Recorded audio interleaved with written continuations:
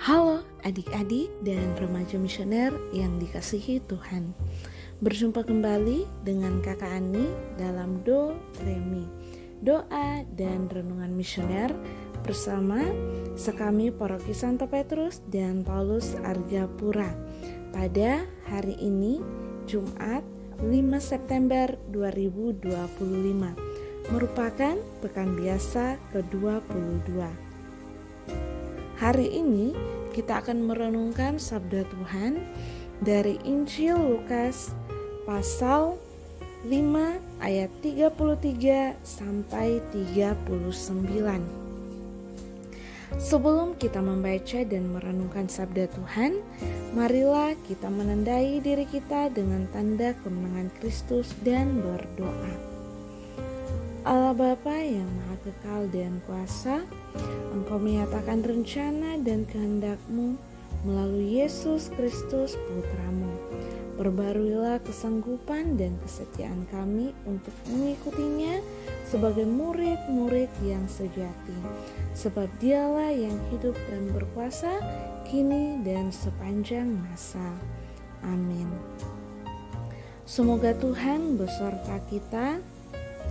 Inilah Injil Yesus Kristus menurut Lukas. Dimuliakanlah Tuhan.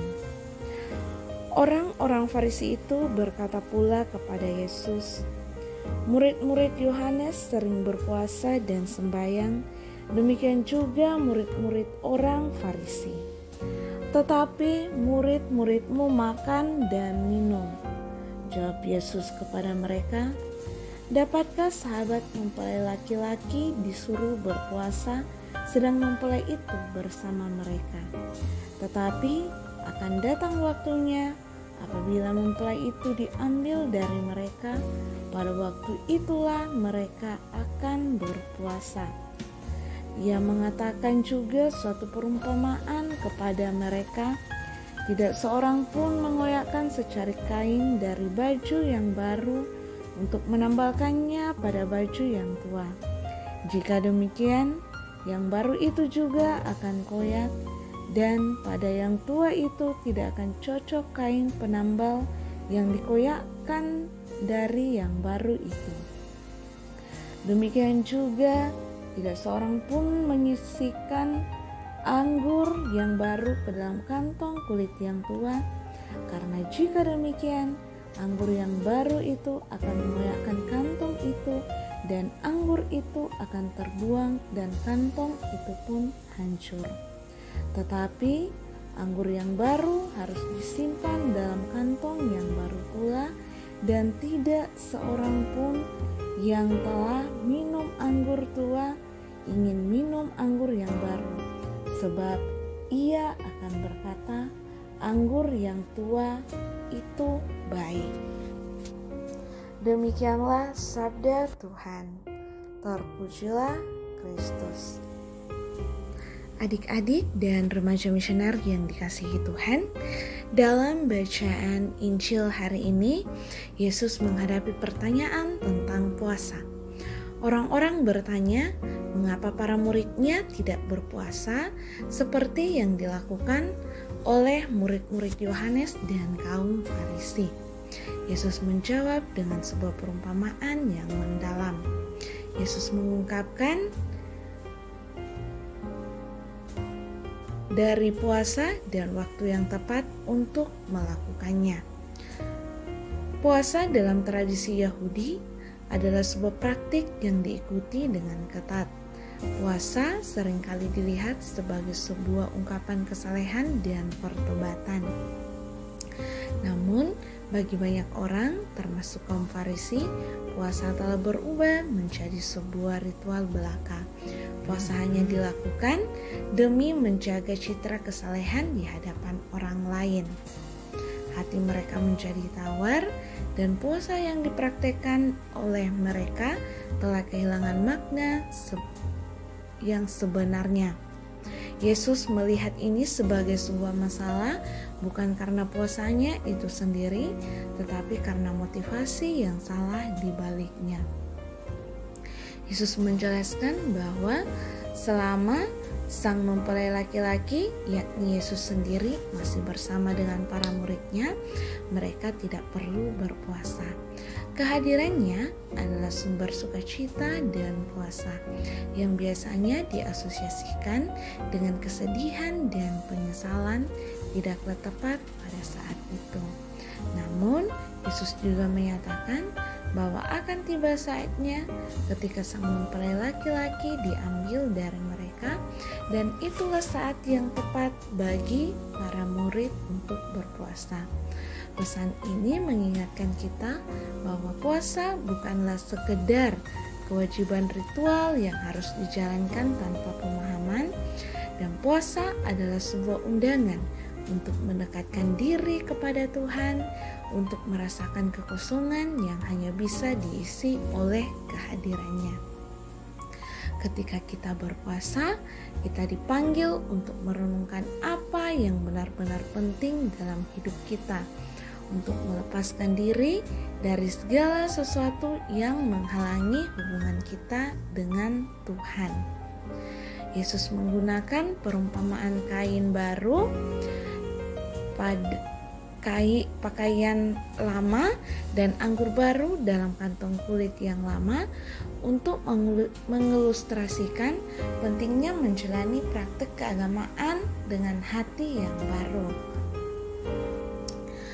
Di sini kita diajak untuk merenungkan apakah puasa kita didasarkan pada hubungan yang hidup dengan Tuhan, atau apakah kita terjebak dalam rutinitas kosong yang tidak membawa kita lebih dekat kepada Allah. Yesus mengingatkan bahwa tindakan keagamaan seperti puasa harus dilakukan dengan tujuan yang benar dan dengan hati yang tulus. Sebagai murid Kristus, kita diajak untuk berpuasa dengan sikap yang benar. Puasa bukan tentang menonjolkan diri di hadapan orang lain, tetapi tentang merendahkan diri di hadapan Tuhan. Ini adalah waktu untuk membiarkan Tuhan bekerja dalam hati kita, memperbarui dan mengarahkan kita lebih dekat kepadanya. Dengan demikian, puasa menjadi lebih dari sekedar ritual. Itu menjadi sebuah pertemuan yang mendalam dengan Tuhan, di mana kita diubahkan oleh kasih dan kehadirannya. Puasa adalah sarana untuk mendekatkan diri kepada Tuhan, bukan sekedar ritual tanpa makna. Ketika kita menjalani puasa dengan hati yang baru dan tulus, kita akan mengalami perjumpaan yang mendalam dengan Tuhan, yang akan mengubah hidup kita selamanya. Semoga demikian. Marilah kita berdoa doa anak misioner. Tuhan Yesus, Engkau diutus Bapa menjadi berkat bagi dunia, menjadi selamat bagi manusia. Utuslah kami anak-anak-Mu di Indonesia untuk menjadi sahabat yang kuat bagi yang lemah, sahabat yang rela berkorban bagi yang menderita payah, sahabat penghibur bagi yang sakit dan gelisah. Tuhan Yesus, kami pun ingin menjadi utusan-utusan kecil-Mu, teman setia bagi yang tersingkir terlantarkan, teman bicara bagi yang kesepian terlupakan, sobat yang gembira bagi yang sedih dan susah, sobat penuh penghargaan bagi yang tak dicintai. Tuhan Yesus, utuslah kami kini dengan bantuan Roh Kudus-Mu, mencari garam dan ragi yang baik, menjadi terang dan obor yang cemerlang, membawa kegembiraan dan pengharapan. Tuhan Yesus, kuduskanlah badanku dan sucikanlah jiwaku. Kupersembahkan diriku padamu hari ini. Berkatilah semua anak dimanapun juga. Berkatilah semua orang yang kami jumpai, siapapun juga. Amin. Bapa kami yang ada di surga, dimuliakanlah nama-Mu, datanglah kerajaan-Mu, jadilah kehendak-Mu di atas bumi seperti di dalam surga. Berilah kami rezeki pada hari ini, dan ampunilah kesalahan kami, seperti kami pun mengampuni yang bersalah kepada kami. Dan janganlah masukkan kami ke dalam pencobaan, tetapi bebaskanlah kami dari yang jahat. Amin. Salam Maria, penuh rahmat, Tuhan sertamu. Terpujilah Engkau di antara wanita, dan terpujilah buah tubuhmu Yesus. Santa Maria Bunda Allah, doakanlah kami yang berdosa ini sekarang dan waktu kami mati. Amin. Kemuliaan kepada Bapa dan Putra dan Roh Kudus, seperti pada permulaan, sekarang, selalu, dan sepanjang segala abad. Amin.